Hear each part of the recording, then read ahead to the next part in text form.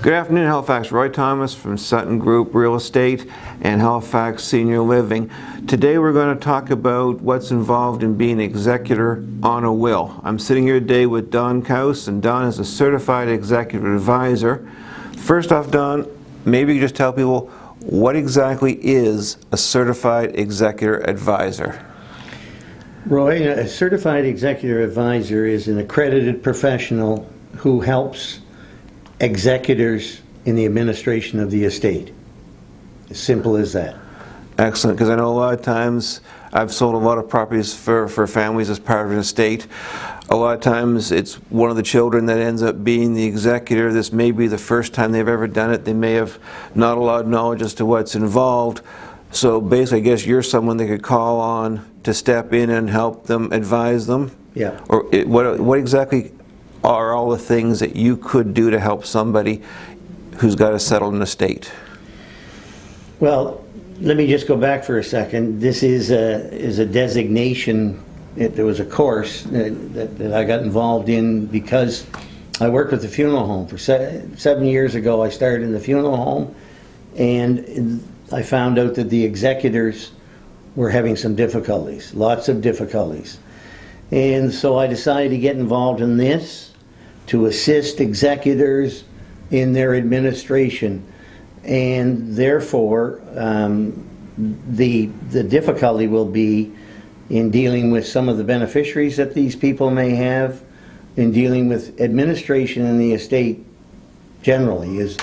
It may be very difficult for some people, and I can be called in to do a little bit or a lot, and I work on an hourly fee.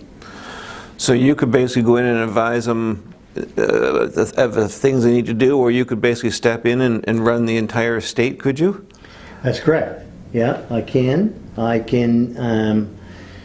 been asked to go in and structure the administration of the estate for somebody so they know what the process is. Now, they may not be able to do the process themselves, and I may be able to step in on 7 or 8 steps in that process to assist them. Or they may say, Don, go ahead and do the whole thing because I can't do it. They're still the executor, though. I'm just assisting them. So they'd be signing off on everything, but you'd be telling them, we need to get this document, you need to sign this piece of paper, yeah, and basically guide them through the process. Yeah. Okay. I know when my father passed away a number of years ago, I was the executor in his will, and it was a little overwhelming. There was a lot more to do on that than I thought there was. And I'm sure for some estates that may be more complex than what my father's was, it could be a pretty daunting task for people. It is, it can be, and the other thing that that I've got involved in too is that there are sometimes family squabbles. And there's an executor that is sitting there, a family member, with 4 family members that are arguing with that particular executor. I can be the middle person involved. That executor can hire me, and they can use my expertise and my talking to the other beneficiaries.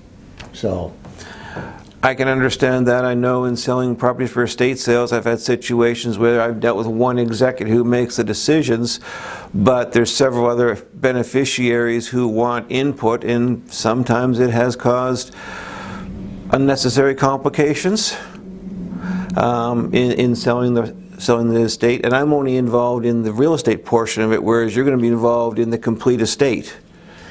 And that's correct, Roy. And one of the things that I do is that I vetted professionals that are required to solve all the administration problems. For example, if you have a piece of property, you would want to call on Roy.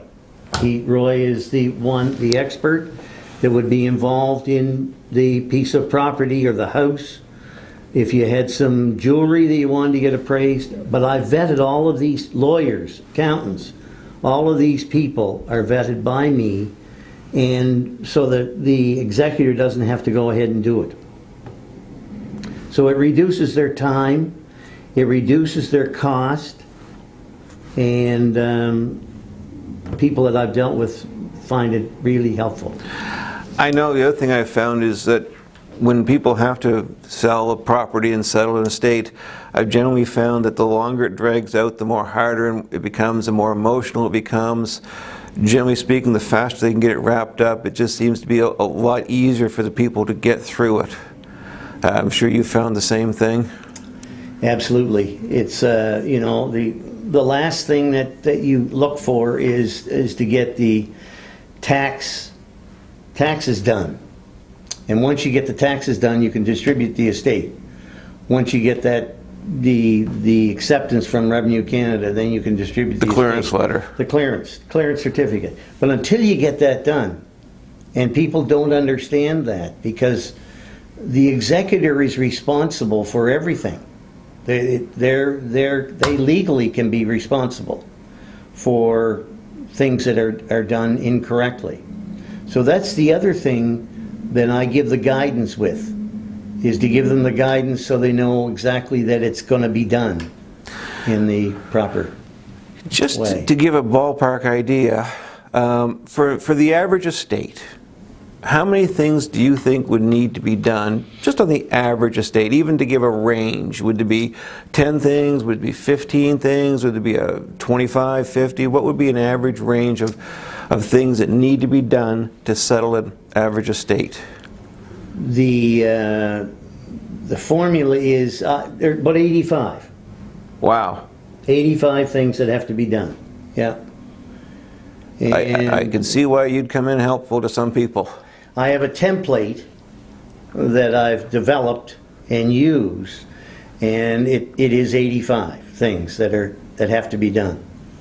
You know, so it's not easy to get this administration and an estate done, and that's where I can come in on a part-time basis.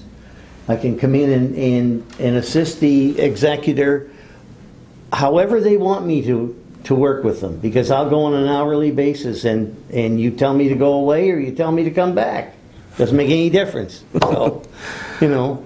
Excellent. All right, Don, is there anything else you think that we should let people know that you want to add?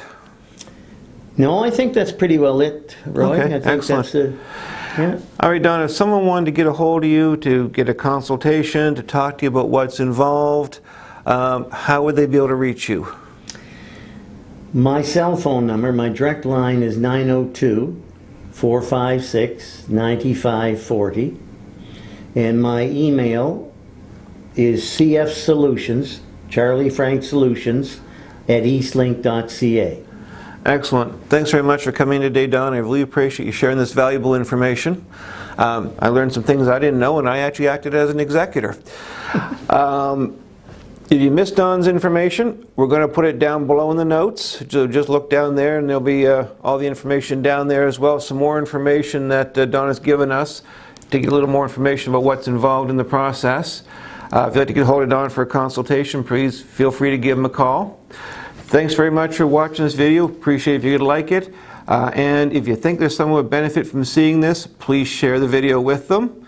Don't forget to subscribe to our channel to be notified of all future videos. Thanks very much for watching, and have a great day.